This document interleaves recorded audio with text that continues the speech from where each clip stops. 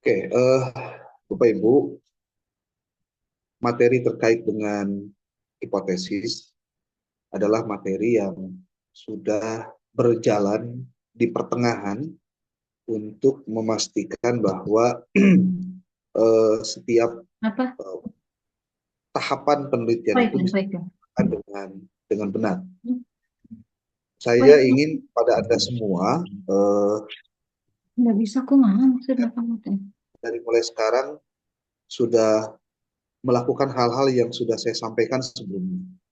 Pertama, Anda sudah diberikan tabel anotasi untuk mengisinya dengan eh, 10 buah tesis dan 10 buah artikel yang harus Anda cari artikelnya dan Anda harus cari apa tesisnya. Nah, saya minta bantuan ke teman-teman di kelas 3B ini. Siapa penanggung jawabnya saya belum tahu nih. Apa Pak Eko atau siapa?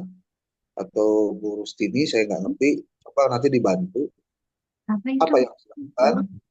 Yang harus dilakukan adalah tolong kumpulkan eh, tugas dari teman-teman itu untuk nanti saya periksa dan nanti akan kita bahas dalam Zoom, yaitu apakah pekerjaannya sudah tepat atau belum. Karena kalau Anda tahu, bagaimana mungkin bisa merumuskan hipotesis jika Anda tidak mengkaji secara literatur terkait dengan teori-teori yang terdapat di dalam variabel dari masalah yang Anda kaji. Jadi, prinsipnya membaca buku penting, menuliskannya penting juga, dan memahaminya jauh lebih penting. Gitu. Nah, ketika berbicara tentang hipotesis, ada muncul pertanyaan, Pak. Dan pertanyaan ini juga sering ditanyakan oleh mahasiswa pada saat akan mengerjakan tesis. Pak, kalau hipotesis itu apakah hanya khusus ada dalam penelitian kuantitatifkah ataukah juga ada di penelitian kualitatif?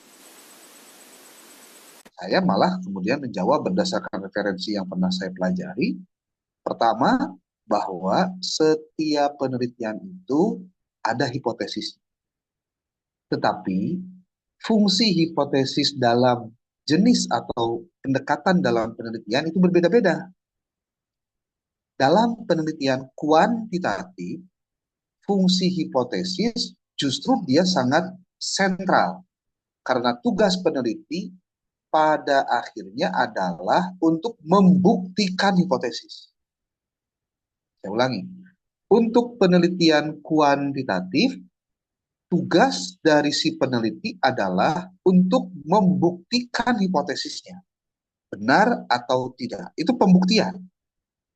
Nah, kalau dalam penelitian kualitatif, saya ulangi, dalam penelitian kualitatif, fungsi dari hipotesis adalah sebagai pintu masuk si peneliti dalam melakukan research. Artinya, kalau kita dulu atau sebelumnya pernah mengkaji tentang merumuskan anggapan dasar, Bapak Ibu, asumsi maksudnya, sebenarnya apa yang kita sebut dengan asumsi ataupun juga anggapan dasar, hakikatnya adalah sekumpulan materi, sekumpulan pengetahuan, sekumpulan hal-hal yang kita kaji sebelum melakukan research untuk mempersiapkan diri sebelum melakukan penelitian. Gitu. Jadi artinya si peneliti ini harus membekali dirinya dengan seperangkat pengetahuan yang dibutuhkan ketika dia melakukan penelitian. Persis ketika Bapak Ibu pada saat akan menghadapi penulisan proposal tesis, ya mau tidak mau berarti harus sudah sangat terbiasa mendengar istilah apa itu latar belakang, apa itu pendahuluan, apa itu rumusan masalah, apa itu hipotesis, nanti beranjak lagi apa itu populasi, apa itu sampel, apa itu triangulasi, dan lain-lain sebagainya. Sehingga pada saat Anda melakukan penelitian atau nanti pada saat sidang, Anda tidak lagi kemudian harus bingung ketika ditanya, Bu, ini populasinya berapa? Hah? Populasi, maksudnya populasi apa Pak? Sekumpulan hewan di hutan. Ah kan kalau kita mendengar pelajaran IPA dulu, kalau dengar istilah populasi, jawabannya pasti ke situ. yang namanya populasi itu adalah sekumpulan hewan di hutan. Contohnya gitu. Padahal istilah itu juga dalam penelitian ada dan pengetahuan itu harus dikuasai juga oleh Bapak Ibu semua. Oke, next sekarang. Eh, Terkait dengan yang tadi disampaikan tentang hipotesis. Kalau kemudian ada pandangan bahwa hipotesis itu hanya ada dalam penelitian kuantitatif, itu juga tidak bisa disalahkan. Karena memang selama ini persoalan tentang hipotesis menjadi sesuatu yang biasanya dibahas dalam penelitian kuantitatif.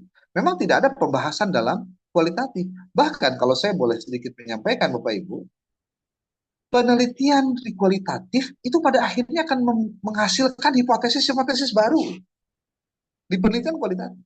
Jadi kalau di kuantitatif mah membuktikan hipotesis, kalau di penelitian kualitatif menghasilkan hipotesis. Jadi kalau mau bercerita tentang pendekatan mana yang lebih tepat untuk digunakan, saya tidak ingin mengatakan memunculkan yang satu merendahkan yang lain, tidak. Dalam hal ini tergantung dari banyak hal. Satu, tergantung passion Anda. Anda maunya di kuantitatifkah atau di kualitatifkah, ya. Oke. Kemudian tadi sudah dijelaskan, hipotesis itu adalah pernyataan atau dugaan sementara yang dirumuskan itu berdasarkan pengetahuan awal, kemudian berdasarkan teori dan hasil penelitian sebelumnya. Maka oleh sebab itu Bapak Ibu, kalau di dalam susunan tesis, ya, sekali lagi, kalau dalam susunan tesis, adanya hipotesis itu ada di bab 2. Saya ulangi, posisi hipotesis di tesis itu adanya di bab 2 setelah menjelaskan teori dan hasil penelitian sebelumnya. Nah, kalau ditanya, Pak, tapi saya pernah mendengar ada hipotesis penelitian, ada hipotesis statistik. Apakah itu sama atau berbeda? Sebetulnya hipotesis penelitian atau hipotesis statistik itu adalah hal yang sama, namun beda penempatan dan beda tujuan. Kalau di dalam hipotesis penelitian, itu ada sebelum adanya hipotesis statistik. Karena hipotesis penelitian inilah yang akan mengantarkan si peneliti dalam melakukan pembuktian terhadap hipotesis yang dia ajukan. Nah, ketika berbicara hipotesis statistik gimana? Salah satu cara pembuktian terhadap hipotesis yang terdapat dalam penelitian itu di dalam kuantitatif dengan menggunakan pisau analisis statistik. Maka di dalam statistik pun ada hipotesis statistik. Bapak Ibu kalau menulis tugas yang saya sampaikan kepada Anda, kalau Anda masih ingat ya, kita punya tugas. Tugas apa? Tugas menyusun pertanyaan-pertanyaan gini, ya. Masih ingat nggak? Atau sudah lupa gitu?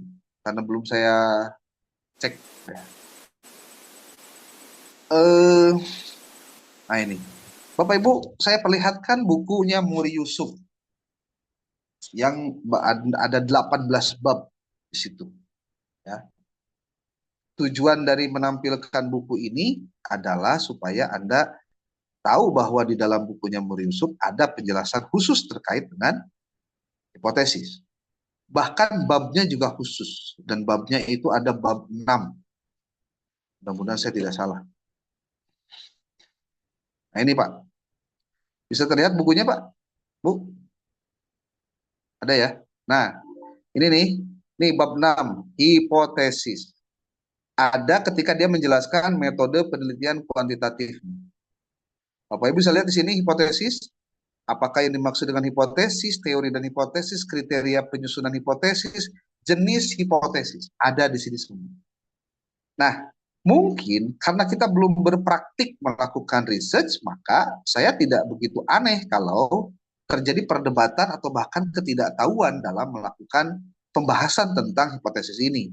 Maka saran saya, Bapak Ibu, coba, ini tolong dicatat aja deh ya, tolong dicatat.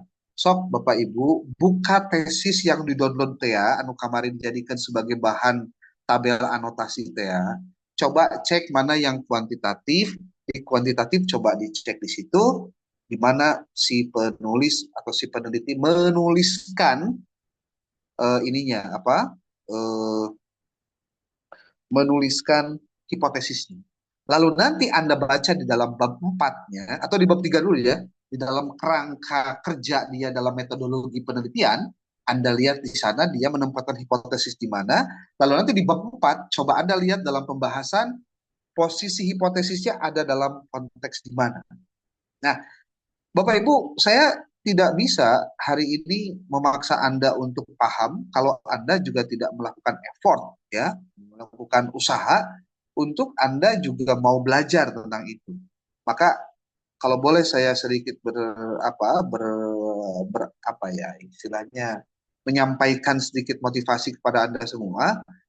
Yuk, mumpung Anda belum masuk ke tahapan untuk menyusun proposal, karena nanti dilakukan mungkin di awal Januari, sekarang nih di bulan November akhir, cobalah Anda baca-baca tesis itu dengan sebaik-baiknya. Kenapa? Karena makin cepat Anda mempelajari, mudah-mudahan Anda tidak tergusur pada saat nanti akan menulis proposal. Gitu, ya. Oke. Hitung-hitungan statistiknya Bapak Ibu ada di bukunya Imam Mahali. Ibu Bapak sudah pernah tahu kan bukunya yang ini yang apa? Metodologi research, metodologi penelitian kuantitatif. Coba saya cek.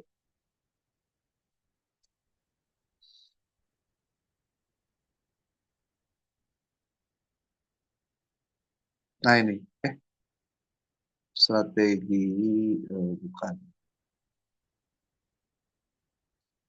metodologi penelitian kuantitatif. Oh bukan di sini bukunya. Oh ini nih. Oh bukan.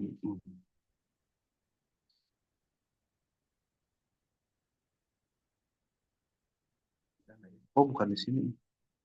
Sorry sorry. Bukunya tidak didapat di sini nih.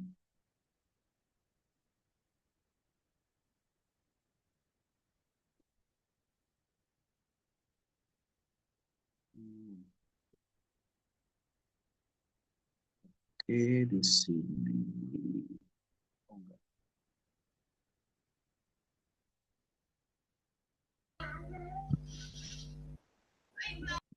Oke, saya kembali dulu ke buku yang tadi. Ini, kalau ini, Bapak Ibu, bukunya yang Sally Schumacher, yang biasa saya gunakan sebagai referensi.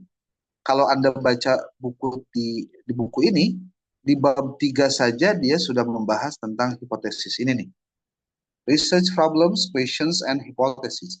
Di sini ada penjelasan kenapa kemudian orang melakukan hipotesis, kenapa juga orang lalu menjelaskan tentang hipotesis, apa kepentingannya dengan research problem dan seterusnya. Ada di sini semua.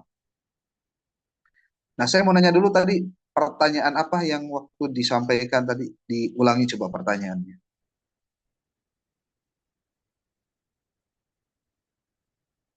Yang Boleh? pertama dari Bu Haji Ait. Bu Haji Hmm. Ait itu menanyakan apa kesalahan Hmm. tipe 1 dan tipe 2. Apa itu? Tipe satunya apa itu? Enggak contohnya gitu, Pak, dalam bidang pendidikan. Oke. Apanya yang jadi masalah? Boleh disebutkan nggak? Mungkin maksudnya Bu Ai pengen mengetahui apa kesalahan tipe 1 dan tipe 2 contohnya dalam bidang pendidikan itu seperti apa kalau misalnya Nah, secara judul. Begitu bukan Bu Ai? coba dijelaskan dulu coba. Gimana maksudnya?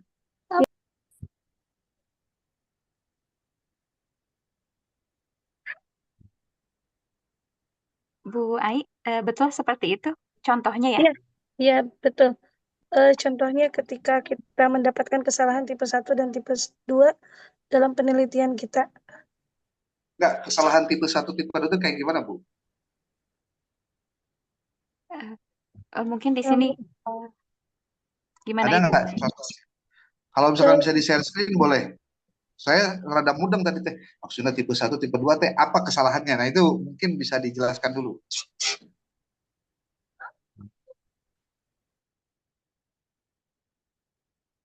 Mana Boy? Gitu. Ya di share lagi, Teneng. Tadi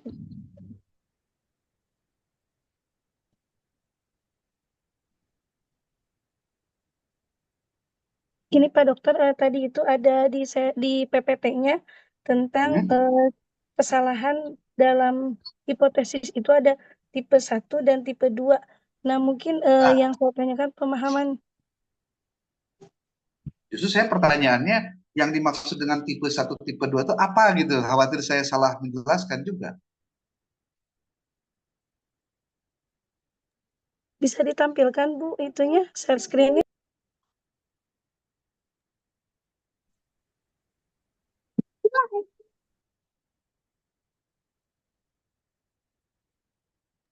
Eh, Ibu mohon maaf, saya ini udah beralih ke HP ya. Sebentar coba. Di ini dulu.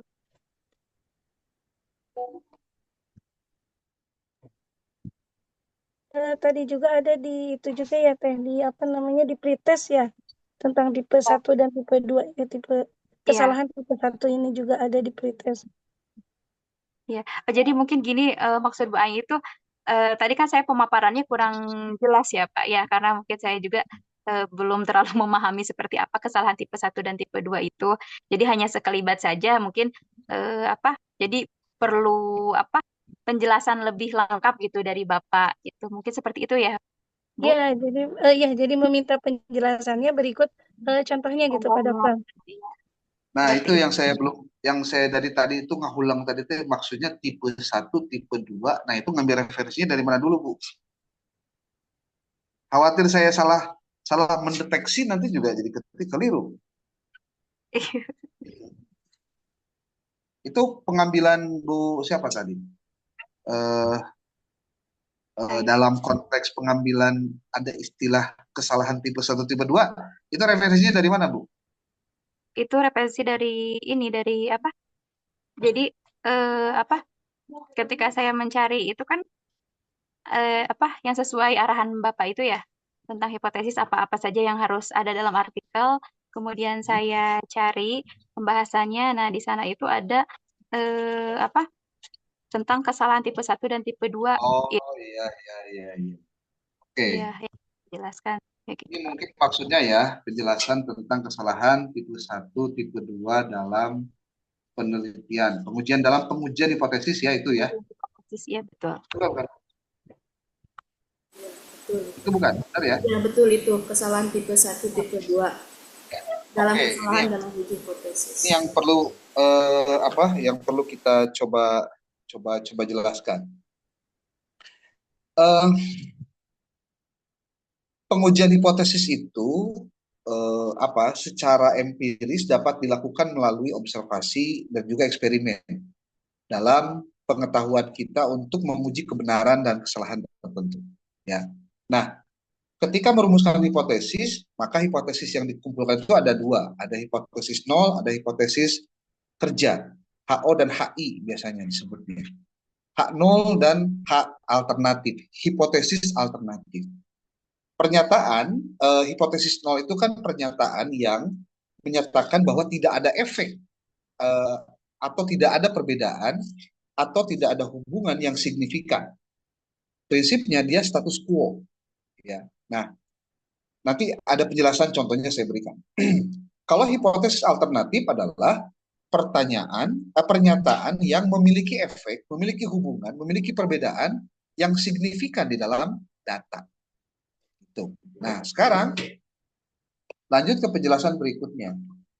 Ketika berbicara tentang hipotesis dan menarik kesimpulan, apa yang menjadi kendala dalam melakukan pengambilan hipotesis? Tadi ada yang disebut dengan kesalahan tipe 1, tipe 2 dalam pengujian hipotesis. Dalam pengujian hipotesis itu ada dua jenis kesalahan yang mungkin saja terjadi. Kenapa munculnya kesalahan? Karena ada kekeliruan dalam penulisan struktur pernyataannya. Oke. Dalam pengujian hipotesis itu ada dua jenis kesalahan. Pertama, ada kesalahan tipe 1. Itu yang disebut dengan false positif. False itu tulisannya FALSE, false, ya, positif. Ada false negatif. Definisi dari false positif adalah kesalahan yang terjadi jika HO ditolak padahal sebenarnya benar. Kemudian yang kedua, kalau tipe kesalahan 2 adalah kesalahan ini terjadi karena HO gagal ditolak padahal sebenarnya salah. Kalau dicontohkan bagaimana? Oke. Contoh untuk menunjukkan adanya kesalahan tipe 1 dan tipe 2 dalam pengujian hipotesis adalah sebagai berikut nih. Jika berdasarkan teori bahwa motivasi itu berpengaruh besar terhadap prestasi siswa. Tapi ternyata di dalam hasil penelitian Anda, motivasi itu ternyata tidak besar berpengaruh terhadap prestasi belajar. Sehingga berarti yang diterima yang mana? Yang HO kan pasti, bukan yang HI. Akibatnya apa? Masa terjadi penyamaan persepsi bahwa kok bisa terjadi ya risetnya itu ternyata motivasi itu tidak berpengaruh secara signifikan kepada prestasi. Ini ada apa? Kesalahannya ada di mana? Kan gitu, Pak. Contohnya begitu. Nah, yang kedua contohnya lagi. Minat belajar, menurut teori, cek teorina, minat belajar itu berpengaruh besar terhadap aktivitas belajar. Berarti kalau dilihat dari alternatifnya bahwa tidak terdapat perbedaan, HO-nya ya, HO-nya itu tidak terdapat perbedaan, tidak terdapat pengaruh minat terhadap aktivitas belajar. Itu HO. Tapi HI-nya, hak alternatifnya adalah terdapat pengaruh minat terhadap aktivitas. Ternyata pada saat Anda melakukan penelitian, kemudian didapatkan hasil, ternyata kesimpulannya keliru. Maksudnya jadi gimana? Jadi didapatkan hasil bahwa ternyata minat belajar itu dalam penelitian Anda tidak berpengaruh terhadap aktivitas belajar. Padahal dalam teori-teori riset yang sudah banyak dilakukan, minat belajar itu berpengaruh terhadap aktivitas belajar. Nah, kesimpulannya kan begini. Apa kemudian kesimpulannya bahwa minat belajar itu tidak berpengaruh terhadap aktivitas? Kayak dulu, jangan dulu langsung mengambil kesimpulan begitu. Lihat dulu konteksnya seperti apa. Contoh, Anda risetnya di mana, kapan, siapa yang diriset, lihat lagi teori yang dipakainya apa. Karena apa? Pada saat Anda menemukan ada kejanggalan dalam penelitian, jangan lantas lalu menyalahkan penelitian terdahulunya dulu. Hati-hati nih. Tapi justru yang harus dicek dulu adalah apakah penelitian yang kita lakukan sendiri itu sebetulnya sudah betul atau tidak. Itu. Nah, kenapa ini harus saya sampaikan? Untuk yang tipe 1 tadi, hal ini menunjukkan bahwa boleh jadi dari masalah penulisan hipotesis, justru riset kita jadi masalah. Gitu. Pak, kalau begitu apakah kemudian hipotesisnya perlu diganti? Nah, Bapak Ibu, penulisan hipotesisnya kudu berdasarkan pada hal-hal yang sifatnya sudah benar. Non maksudnya Pak Teteh. Saya coba perlihatkan kepada Anda bukunya Muri Yusuf. Di situ dia menuliskan berbagai macam contoh tentang itu. Ya.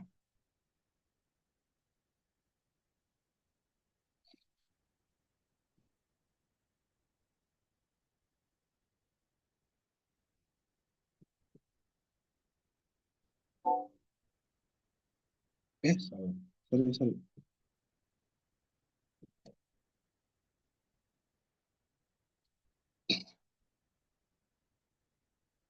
Hmm,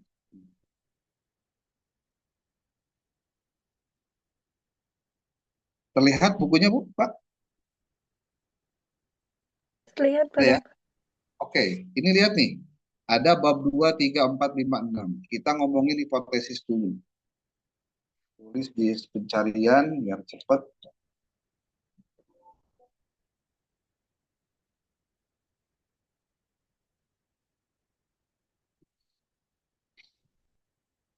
Ada 30 halaman yang berisi kata hipotesis di buku YouTube ini. Terutama untuk bab 6, dia membahas khusus tentang hipotesis. Coba kita lihat 31 halaman ya.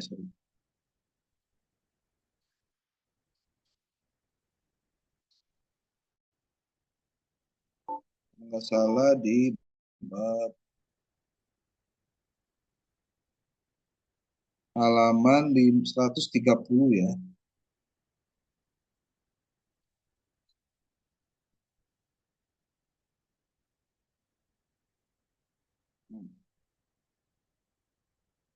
Bicara tentang hipotesis tidak jauh dari membahas variabelnya, karena variabel ini menjadi penting sebagai dasar menurunkan ke dalam bab 2 atau kajian teoretis plus dengan teori-teorinya.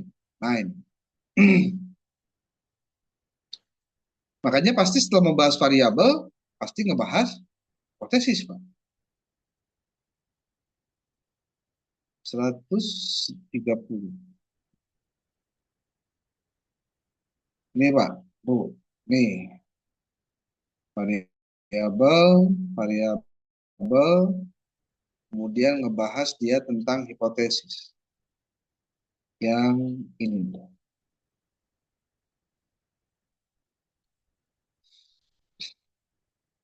Ini Bapak Ibu bisa dilihat dengan sangat terang benderang.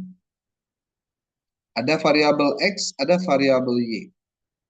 Lalu dijelaskan di sini tentang tabel intelijensi. Hubungan intelijensi dengan prestasi belajar. Ada variabel 1 intelijensi, di sini ada prestasi. Anda sudah baca sampai ke sini belum? Nah, lalu lihat di sini Pak, Bu. Berdasarkan contoh tersebut nih, variabel 1 dan 2, dapat dirumuskan beberapa hipotesis. Jadi hipotesis itu dapat dirumuskan dalam berbagai macam kalimat. Nah, nanti kalimat mana yang akan kita jadikan sebagai dasar pembuktian masalah, dasar pembuktian penelitian, maka tergantung dari kalimat mana yang dipakai di sini. Lihat Bapak Ibu. Makin tinggi intelijensi, makin baik prestasi belajar. Ini berdasarkan apa? Tentu dengan melihat teori-teori yang terdapat di dalam prestasi. Apakah prestasi belajar itu ditunjang oleh atau dipengaruhi oleh intelijensi? Secara make sense, akal sehat kita bakal bilang begini, ya iyalah, banyak prestasi itu dibarengan dengan intelijensi. Itu secara make sense, otak akal sehat. Tapi Anda juga bisa melakukan riset, melihat riset orang lain. Apakah ada yang sudah melakukan penelitian bahwa intelijensi berpengaruh terhadap prestasi belajar? Kalau ada, berarti itu menguatkan asumsi Anda, apa yang Anda pikirkan ya, atau akal sehat ya, dengan hasil penelitian empiris. Atau yang B nih, terdapat hubungan signifikan antara intelijensi dan prestasi belajar. Hubungan yang signifikan. Kalimatnya siga nusa dua, tapi berbeda maksudnya. Coba lihat deh. Ada lagi nomor 3. Tidak terdapat perbedaan prestasi belajar siswa laki-laki yang mempunyai intelijensia tinggi dengan siswa laki-laki yang mempunyai intelijensia normal. Bapak Ibu, untuk nomor C ini sebetulnya masuk pada kategori penelitian komparatif. Ya, dengan membuat sebuah pernyataan hipotesis seperti ini. Ada lagi, terdapat perbedaan yang berarti dalam prestasi belajar siswa antara siswa laki-laki dan perempuan yang mempunyai intelijensia rata-rata di atas normal. Ini juga jadi berbeda lagi. Terus dan terus ke bawah dan seterusnya. Seperti ini nih, pengaruh pelatihan kerja terhadap keterampilan peserta. Secara akal sehat kita juga bisa paham bahwa nyalah keterampilan itu bisa ditingkatkan jika seseorang itu melakukan proses latihan kerja yang maksimal. Maka hipotesisnya, makin tinggi jumlah frekuensi latihan kerja, maka makin baik keterampilan peserta. Ini baru satu nih. Di sini ada disebutkan yang kedua, di sini juga ada yang ketiga, dan yang seterusnya. Ini dua, nah ini yang ketiga. 1B, C. Jenis latihan kerja yang membutuhkan ketekunan lebih berpengaruh pada keterampilan peserta perempuan daripada peserta laki-laki. Ini kalau mau dipisahkan antara laki-laki dan perempuan. Nah, memang mungkin ini butuh penjelasan yang cukup mendalam ya terkait dengan hipotesis jika memang ingin dilakukan peran-peran khusus untuk menjelaskan hal itu. Oke, terkait dengan dunia pendidikan, contohnya nih tipe kesalahan 1 contohnya. Ini nih dilihat dari HO dan HI-nya dulu. H0-nya nih, H0-nya. Penggunaan teknologi baru tidak meningkatkan hasil belajar siswa. Hipotesis alternatifnya, HI-nya, penggunaan teknologi yang baru meningkatkan hasil belajar. Nah, kemudian ketika tipe kesalahan 1 kayak gimana? Menyimpulkan bahwa teknologi baru efektif, bahkan sebenarnya teknologi tersebut tidak berdampak signifikan. Artinya, di sini HO-nya menolak HO, yang diterima adalah HI. Apa implikasinya? Implikasinya, sekolah akan menghabiskan anggaran untuk membeli teknologi yang tidak meningkatkan hasil belajar. Kan ngeri kalau begitu. Kalau kemudian itu yang diambil. Nah, kesalahan tipe 2 yang disebut dengan fase negatif, yang diterima fase positif, fase yang negatif itu menyimpulkan bahwa teknologi baru tidak efektif atau artinya gagal menolak HO. Padahal teknologi tersebut sebenarnya dapat membantu siswa dalam belajar agar lebih baik. Apa implikasinya kalau begitu? Implikasinya adalah siswa akan kehilangan peluang untuk belajar dengan alat yang dapat meningkatkan pemahaman dan keterlibatan mereka. Karena mereka menganggap bahwa teknologi itu tidak meningkatkan hasil belajar. Jadi artinya kesalahan dalam menampilkan hipotesis akan berdampak kepada kesimpulan pada saat Bapak Ibu sudah melakukan penelitian. Contoh gini, contoh. Ini contoh saja ya, hanya untuk menyambungkan cara berpikirnya begini.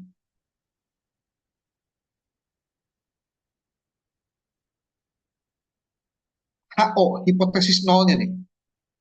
Siswa tidak memerlukan kelas khusus seperti remedial ataupun juga kelas akselerasi. Itu tidak memerlukan. Itu HO. Sementara HI-nya, hipotesis alternatifnya, siswa memerlukan kelas khusus. Ini terkait dengan penempatan kelas khusus. Kalau tipe kesalahan 1 yang disebut dengan fase yang positif ya, kesimpulannya adalah seorang siswa membutuhkan kelas khusus. Padahal siswa tersebut sebetulnya dapat mengikuti kelas reguler dengan baik.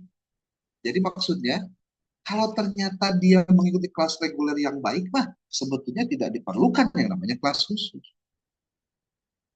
Nah, implikasinya apa Bapak Ibu?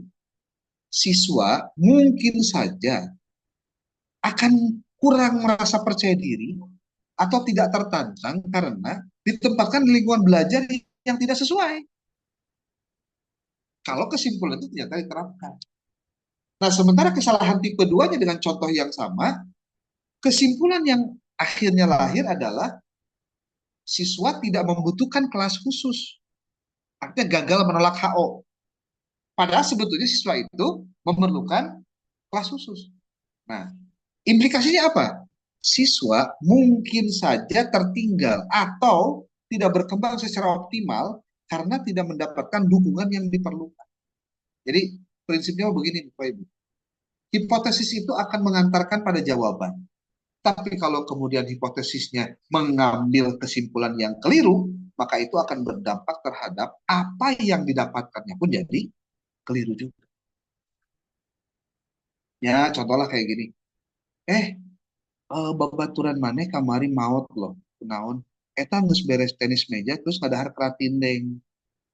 Hari gitu mah orang mau olahraga isi maot. Karena kan kesimpulan salah. Kumaha mimitina jadi orang mau olahraga gara-gara naon?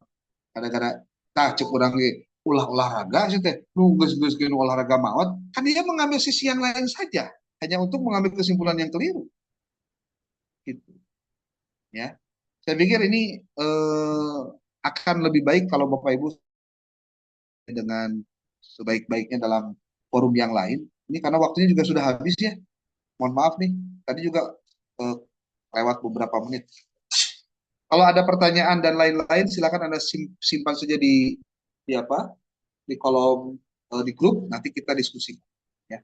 Dan saya ingatkan kembali untuk teman-teman yang belum mengirimkan artikel, nanti silakan kirimkan artikelnya untuk yang berangkat ke mana? Malaysia, ya. Atau juga yang tidak berangkat tapi kan harus menulis artikel. Oke, Bapak Ibu, terima kasih. Selamat bermalam minggu. Billahi taufiq wal hidayah. Assalamualaikum warahmatullahi wabarakatuh. Waalaikumsalam.